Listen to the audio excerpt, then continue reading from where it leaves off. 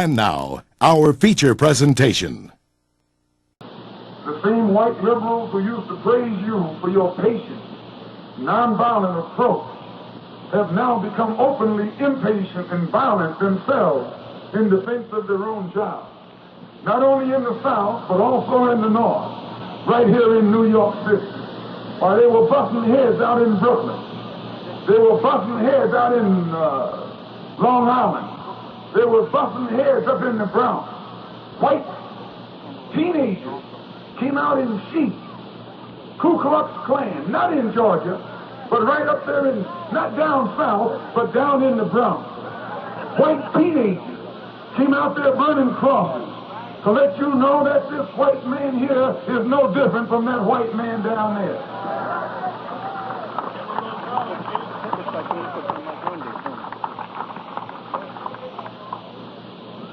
White Nazis, not in Germany, right here in New York City, up there burning crosses, had a carload of guns ready to come at you like they came at the Jews over in Germany.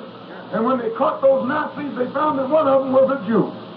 And that Jew running around here talking about Nazis, and some of them are nothing but Nazis themselves. You didn't hear them blow that up in the newspaper, did you? No, they tried to quiet it down. Why, when you find Jews who are Nazis, you really found something. In fact, I think you can find a whole lot of them who are Nazis. Always running around here trying to make you get sympathetic for them. The Jew is a master at that. Make you shed crocodile tears over what happened to him in Germany. You tell him what happened to you right here. You haven't got no time to cry no tears for no Jews. Cry tears for yourself. Let him solve his problem and you solve your problem. Why, they only killed 6 million Jews. Only 6 million Jews were killed by Hitler. Uncle Sam killed 100 million black people, bringing them here. Yeah, 100 million. 100 million.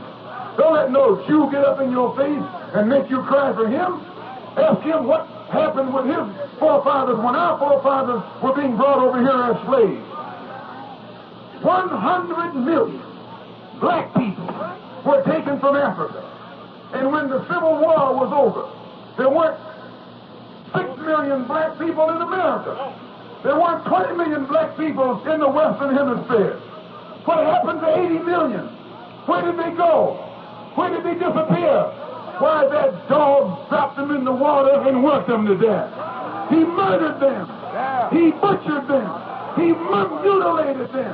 I mean 80 million of your and my forefathers.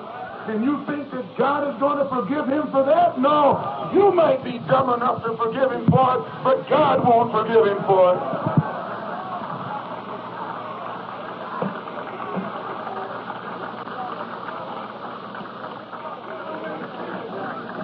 That's why God is after him.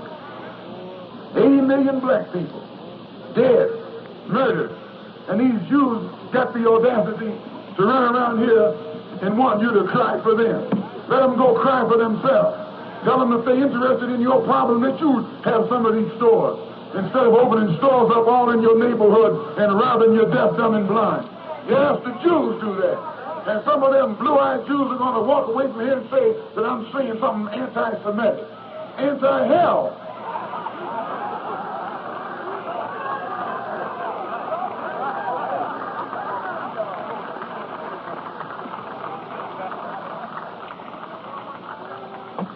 It is Jews right here in Harlem who run these whiskey stores that get you drunk. It is Jews that run these old run-down stores that sell you bad food. It is Jews who control the economy of Harlem and use it for themselves and for the benefit of Israel. And got nerve enough to walk around here joining some NAACP or CORE and think we're going to be blind to what they're doing to us. No, someone better pull their coat.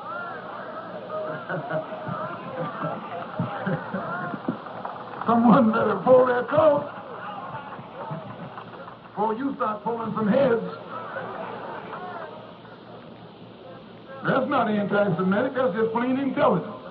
You know, I was on a program here in New York on Channel 13 in which I made a statement concerning how the Jews control about 80% of the economy in most Negro communities across the country.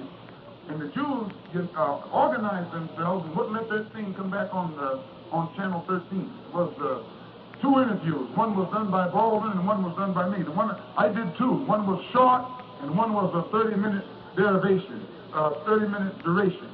And at the end of it, you remember Morgenthau jumped up and said that he's not responsible for anything I said. Well, I can understand why he said that, because during that same week, these same old so-called liberal Jews who claim they believe in free speech and all that old kind of stuff, they got together and prevented the showing of that interview again, simply because I had made the statement on that the Jews are the ones who are robbing us and exploiting us up here in Harlem and across the country. Jews believe in censorship more than anybody else. All you got to do is start talking about Jews, and you'll find all the papers will close up on you. They can't take it. They can't take any criticism. They're the most sensitive white people on this earth. They don't like you to talk about them, but they want to talk about everybody else. They want to tell you what Hitler and Eichmann did to them, but don't want us to tell you what Uncle Sam has done to us. And Hitler didn't kill as many of them as Uncle Sam has killed those of us. And if they were justified in snatching Eichmann and taking him back over there and gassing him, then God is justified grabbing Uncle Sam and putting the gas to him. See, they set themselves up as judge and high lord executioner. Well, we're not doing that. We're leaving the judgment and the justice up to God.